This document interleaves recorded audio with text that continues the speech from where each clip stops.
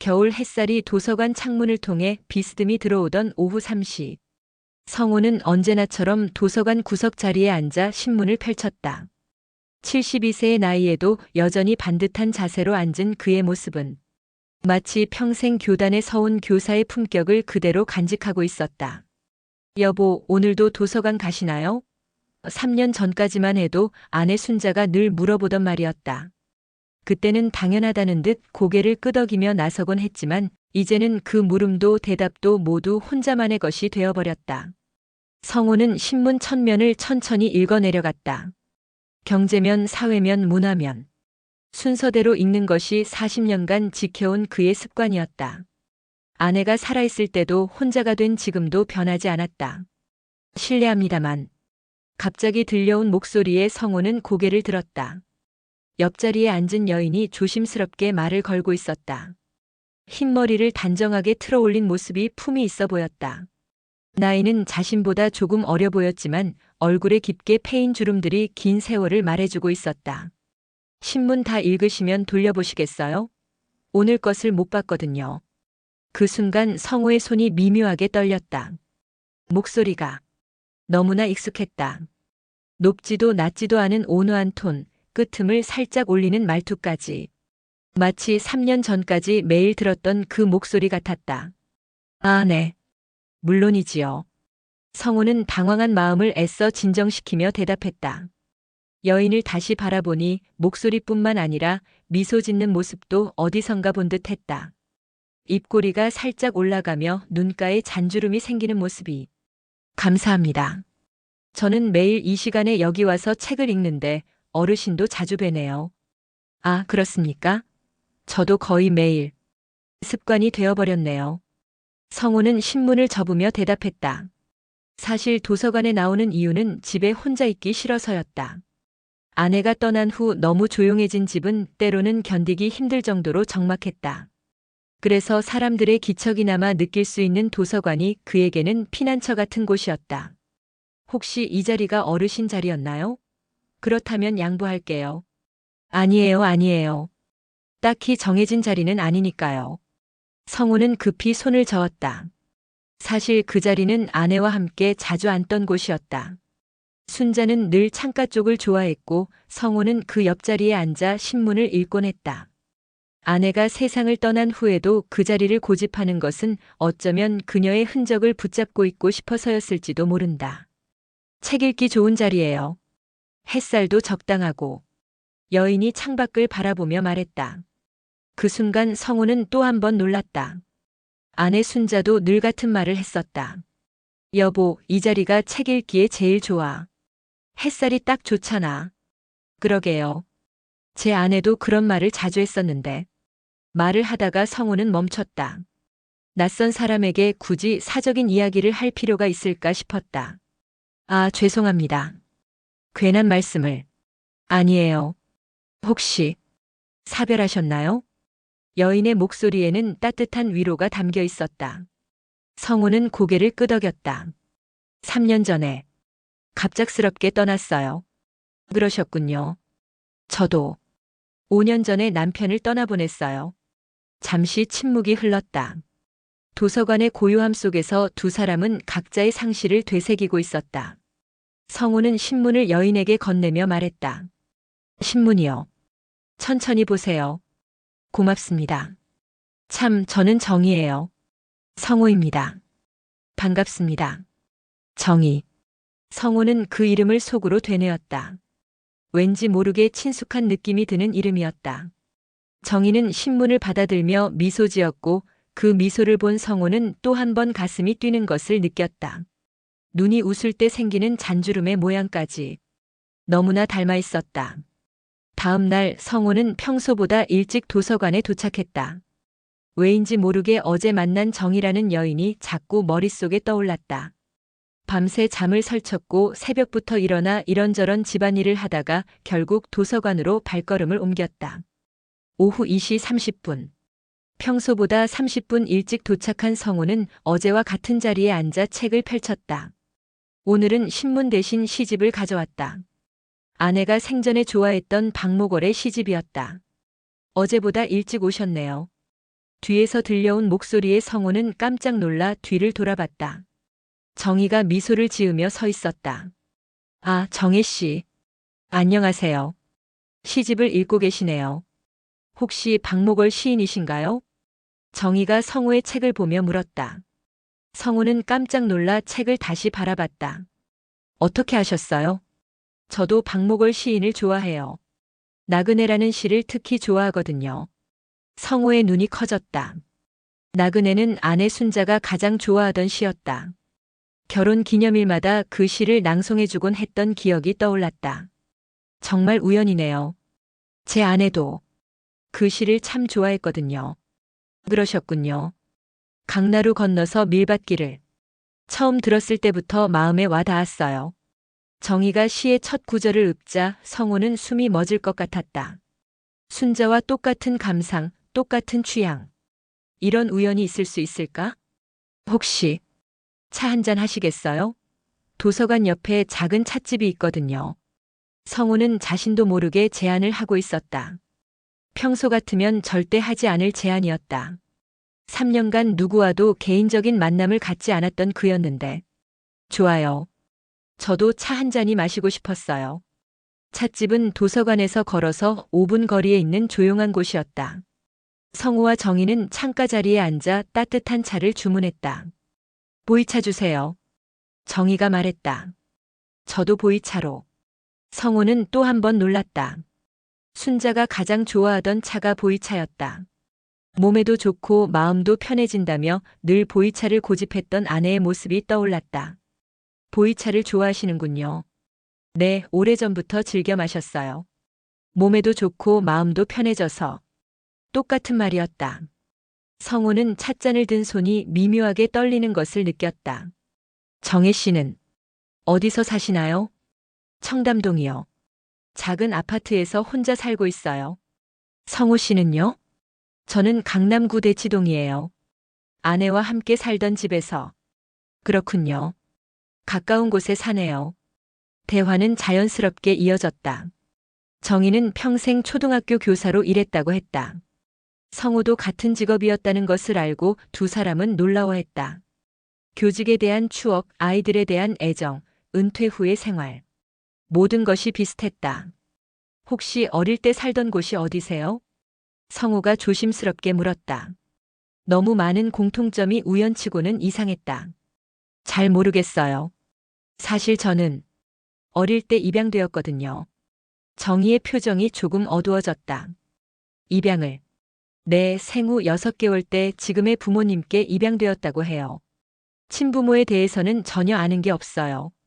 성호는 갑자기 아내의 말이 떠올랐다. 순자도 어릴 때 병원에서 뒤바뀌었다는 이야기를 했었다. 쌍둥이 중 한 명이 다른 가정으로 갔다는. 혹시 쌍둥이셨나요? 그럴 수도 있어요. 어릴 때부터 늘 누군가 그리운 기분이 들었거든요. 마치 반쪽을 잃어버린 것 같은. 정희의 말을 들으며 성호는 심장이 빨리 뛰는 것을 느꼈다. 순자도 똑같은 말을 했었다. 늘 누군가를 그리워하는 것 같다고 반쪽을 잃어버린 기분이라고. 제 아내도 똑같은 말을 했었어요. 정말요? 두 사람은 잠시 말없이 서로를 바라봤다. 찻집 안은 조용했고 겨울 오후의 햇살이 창문을 통해 은은하게 들어오고 있었다. 일주일 후 성호와 정희는 도서관에서 자연스럽게 만나는 사이가 되었다. 매일 같은 시간 같은 자리에서 만나 책을 읽고 때로는 함께 차를 마시며 이야기를 나누었다. 이상하게도 성호는 정희와 있을 때 마음이 편했다. 3년간 느끼지 못했던 안정감이었다. 정희의 존재는 그에게 위로가 되었고 때로는 아내가 다시 돌아온 듯한 착각마저 들게 했다. 성호 씨, 오늘은 어떤 책을 읽고 계세요? 정희가 자리에 앉으며 물었다. 성호는 읽고 있던 수필집을 보여주었다. 피천득의 인연이라는 수필을 읽고 있었어요. 아, 저도 그 수필 좋아해요. 우리는 모두 인연으로 만난다는 말이 참 인상 깊더라고요. 또다시 같은 취향이었다. 성호는 이제 놀라는 것도 익숙해졌다. 정희와는 책 취향부터 시작해서 음식, 취미, 심지어 사소한 습관까지 모든 것이 비슷했다. 정혜 씨는 어떤 음식을 좋아하세요? 전 단순한 음식을 좋아해요. 된장찌개, 김치찌개 같은. 특히 된장찌개에 감자 넣은 걸 좋아해요. 순자가 가장 자주 끓여주던 음식이었다. 성우는 쓴웃음을 지었다. 저희 아내도 된장찌개를 자주 끓여줬어요. 감자 넣은 걸 좋아해서. 그래요? 정말 신기하네요. 정희는 미소를 지었지만 성우는 그 미소에서 묘한 그리움을 느꼈다. 마치 오랫동안 떨어져 있던 가족을 만난 듯한 느낌이었다. 실은 요즘 자꾸 드는 생각이 있어요. 성우가 조심스럽게 말을 꺼냈다. 무슨 생각이세요? 정혜 씨와 있으면 제 아내가 생각나요. 목소리도 비슷하고 취향도 비슷하고 심지어 웃는 모습까지. 정희는 잠시 멈춰서 성우를 바라봤다. 저도 같은 생각을 했어요. 성우 씨와 이야기하면 왠지 모르게 편하고 마치 오래전부터 알고 지낸 사람 같은 기분이 들어요. 정말요?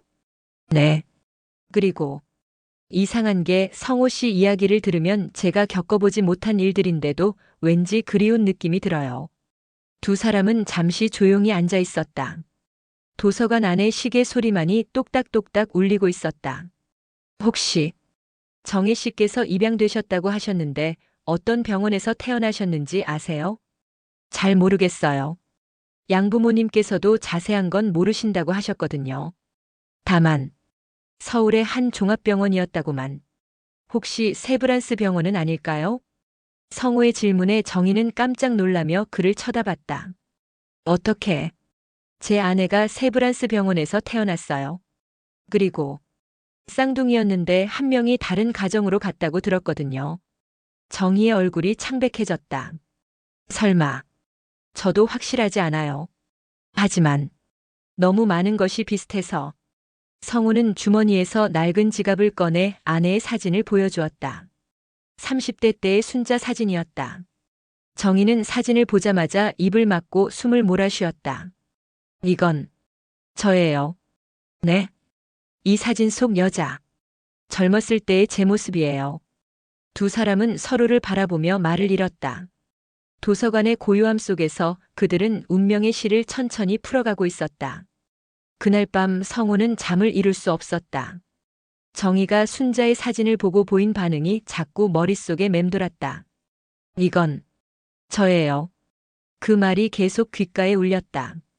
새벽 5시 성우는 침대에서 일어나 거실로 나갔다. 장롱 위에 있는 순자의 유품 상자를 내려다보았다. 3년간 한 번도 열어보지 못했던 상자였다. 너무 아프고 너무 그리웠기 때문이었다. 하지만 오늘은 달랐다. 성우는 상자를 조심스럽게 열었다. 순자의 향수 냄새가 희미하게 풍겨왔다.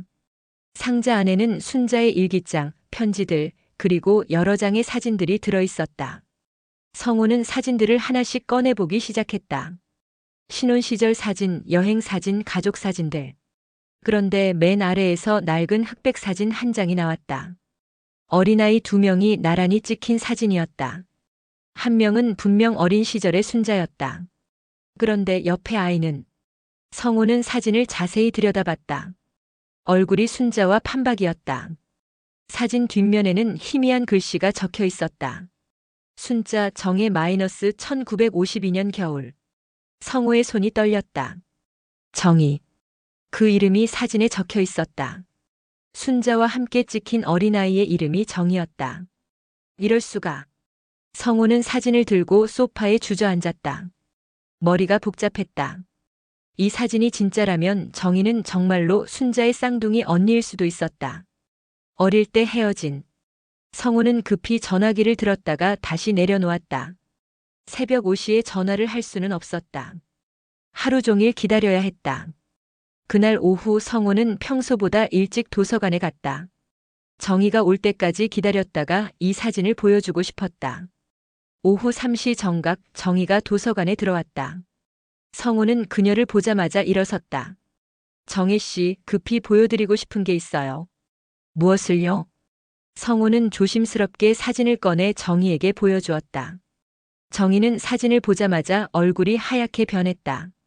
이건 제 아내의 유품에서 나온 사진이에요. 뒷면을 보세요.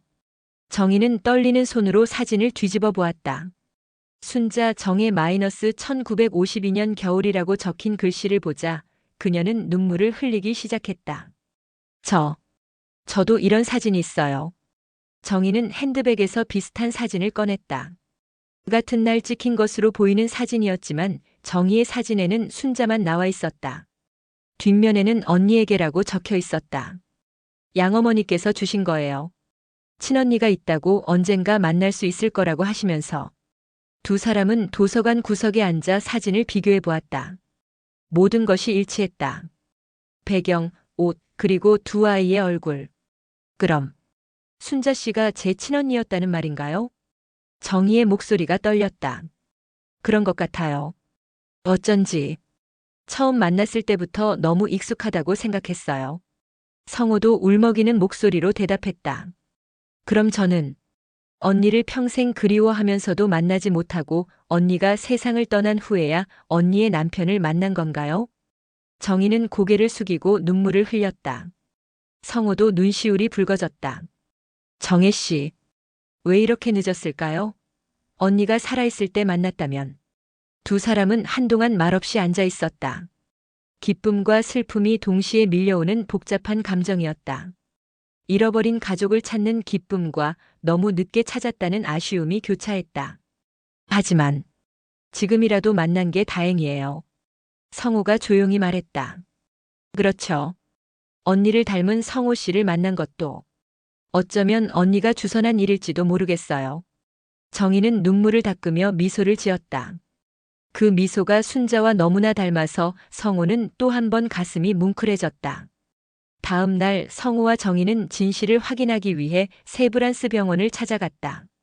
70년 전의 기록을 찾는 것은 쉽지 않은 일이었지만 두 사람은 포기하지 않았다. 병원 기록실에서 만난 직원은 친절했지만 난감해했다.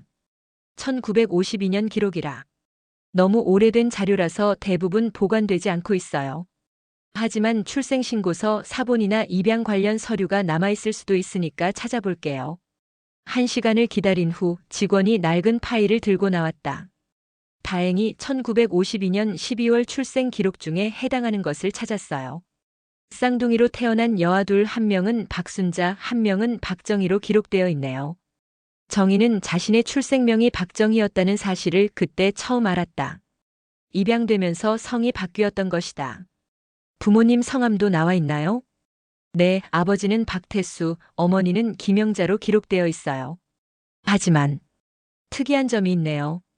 직원이 서류를 자세히 보더니 말했다. 출생 후 일주일 만에 박정희 아기는 입양기관으로 보내졌다고 되어 있어요. 사유는 경제적 어려움으로 인한 양육 포기라고 되어 있네요. 성우와 정희는 서로를 바라봤다. 그들의 부모는 쌍둥이 중 한 명을 포기해야 할 만큼 어려운 상황이었던 것이다. 혹시 부모님에 대한 다른 정보는 없나요? 성우가 물었다. 주소가 기록되어 있긴 한데 70년 전 주소라서 지금은 의미가 없을 것 같아요. 당시 서울 종로구 어느 골목이었는데 지금은 완전히 다른 모습일 거예요. 병원을 나오며 두 사람은 묵직한 마음을 느꼈다. 친자매라는 사실은 거의 확실해졌지만 부모에 대한 이야기를 들으니 마음이 복잡했다. 언니는 부모님과 함께 자랐을 텐데 저만 떨어져서. 정희의 목소리에 아픔이 묻어났다. 하지만 좋은 양부모님을 만나서 행복하게 자라셨잖아요. 성우가 위로했다. 그래도 부모님이 저를 포기했다는 사실은 평생 가슴에 남을 것 같아요. 두 사람은 다음 목적지인 입양기관을 찾아갔다. 당시 정희를 입양 보낸 기관은 아직도 운영되고 있었다. 상담사는 오래된 기록을 찾기 위해 지하 보관소까지 내려갔다. 30분 후 먼지투성이가 된 파일을 들고 올라왔다. 1952년 12월에 맡겨진 박정희 아기 기록이에요. 생후 7일에 입양기관에 왔고 6개월 후에 현재의 가정으로 입양되었다고 되어 있네요. 파일 안에는 어린 정희의 사진도 들어 있었다. 순자와 구별하기 힘들 정도로 똑같은 모습이었다. 특이한 건 친부모가 편지를 남겼다는 기록이 있어요. 편지요? 네, 아이에게 전해달라는 편지를 남겼다고 되어 있어요. 하지만 이 편지는 아이가 성인이 되어 직접 찾아왔을 때만 전달하라고 했었나 봐요. 정희는 가슴이 두근거렸다. 그 편지가 아직 있나요? 상담사는 파일을 뒤적이더니 봉투 하나를 꺼냈다. 70년 전의 편지가 아직 그대로 보관되어 있었다. 박정의 양에게라고 적힌 편지였다. 정희는 떨리는 손으로 편지를 받았다. 여기서 읽어보실래요? 아니면 여기서 읽을게요. 성호 씨도 함께. 정희는 조심스럽게 편지 봉투를 열었다. 누렇게 변한 편지지에는 또박또박한 글씨로 편지가 적혀 있었다. 정희야, 미안하다. 아빠, 엄마가 너를 지켜주지 못해서 정말 미안하다. 너의 언니 순자와 함께 키우고 싶었지만 우리 형편으로는 두 아이를 모두 키울 수 없었다. 너를 보낼 때 아빠, 엄마의 마음이 찢어지는 것 같았다. 하지만 좋은 집에서 행복하게 자라기를 바라며 이 선택을 했다. 언젠가 내가 자라서 우리를 찾아온다면 그때 모든 것을 설명해 주겠다. 그리고 너의 언니 순자와도 만나게 해주겠다. 우리는 너를 평생 그리워할 것이다. 마이너스 아빠, 엄마가. 편지를 다 읽은 정희는 눈물을 흘렸다. 성호도 함께 울었다. 부모님도 정말 어려우셨구나. 언니와 만나게 해주겠다고 했는데 이제는 불가능하게 되어버렸네요. 정희의 목소리가 떨렸다. 하지만 저를 만나셨잖아요. 순자의 남편을. 어쩌면 이것도 인연인 것 같아요. 성호가 정희의 손을 가만히 잡았다. 성호 씨 말이 맞아요. 언니가 저를 성호 씨에게 보낸 것 같아요. 두 사람은 입양기관을 나오며 깊은 대화를 나누었다. 70년 만에 찾은 진실은 아프기도 했지만 동시에 위로가 되기도 했다. 진실을 확실히 하기 위해 성호와 정희는 DNA 검사를 받기로 했다. 이미 거의 확신하고 있었지만 과학적으로 증명하고 싶었다. 검사를 받은 지 일주일 후 결과가 나왔다. 두 사람은 함께 병원에 가서 결과를 듣기로 했다. 축하드립니다. 99.9% 확률로 자매지간이 맞습니다. 의사의 말을 듣는 순간 정희는 성호의 어깨에 기대어 울었다. 성호도 눈물을 흘렸다. 70년 만에, 정말 70년 만에 가족을 찾았네요. 순자 씨도 하늘에서 기뻐하고 계실 거예요. 병원을 나온 후 두 사람은 조용한 카페에 앉았다. 이제 모든 것이 확실해졌다. 정희는 순자의 쌍둥이 언니였고 성호는 그녀의 형부였다. 앞으로 어떻게 해야 할까요? 정희가 조심스럽게 물었다. 일단은 서로 의지하며 살아가면 되지 않을까요? 가족이니까. 성호의 대답에 정희는 고개를 끄덕였다. 제가 언니 이야기를 더 듣고 싶어요. 어떤 사람이었는지, 어떻게 살았는지 기꺼이 들려드릴게요. 순자는 정말 좋은 사람이었어요. 그날부터 성호는 정희에게 순자의 이야기를 들려주기 시작했다. 어떻게 만났는지, 어떤 결혼 생활을 했는지, 순자의 취미와 성격은 어땠는지. 정희는 언니의 이야기를 들으며 때로는 웃고 때로는 울었다. 언니가 요리를 잘했다고 하셨죠? 네, 특히 된장찌개를 잘 끓였어요. 감자를 큼직하게 썰어서 넣고. 저도 된장찌개를 좋아해요. 내일 한번 끓여드릴게요. 정희가 미소 지으며 말했다. 다음 날 정희는 성호의 집을 찾아왔다. 70년 만에 가족이 된 두 사람의 첫 번째 식사였다. 어떠세요? 정희가 끓인 된장찌개를 맛본 성호는 깜짝 놀랐다. 순자가 끓인 것과 맛이 똑같았다. 순자가 끓인 것과 똑같아요. 정말 신기해요. 쌍둥이니까. 취향이 같나 봐요. 두 사람은 식사를 하며 편안하게 대화했다. 서로에게 가족이 생겼다는 사실이 따뜻했다. 한 달 후 정희는 집을 정리하다가 오래된 상자를 발견했다. 양어머니가 돌아가시기 전에 내가 성인이 되면 열어보라며 맡겨두신 상자였다. 상자 안에는 여러 가지 물건들이 들어있었다.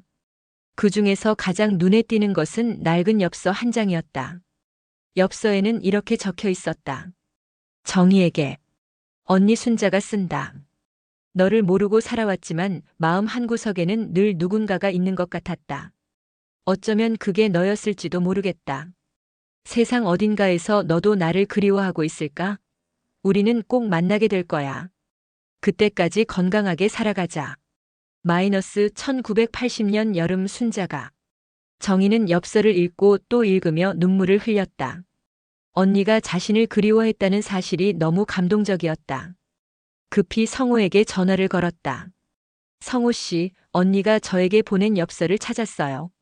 엽서요? 성호는 깜짝 놀라며 정희의 집으로 달려갔다. 엽서를 읽어본 성호도 울었다. 순자가 당신을 그리워했군요. 언니도 저와 같은 마음이었나 봐요. 늘 누군가 그리운 느낌이 든다고. 두 사람은 엽서를 보며 순자를 그리워했다. 그리고 이제라도 만난 것에 감사했다.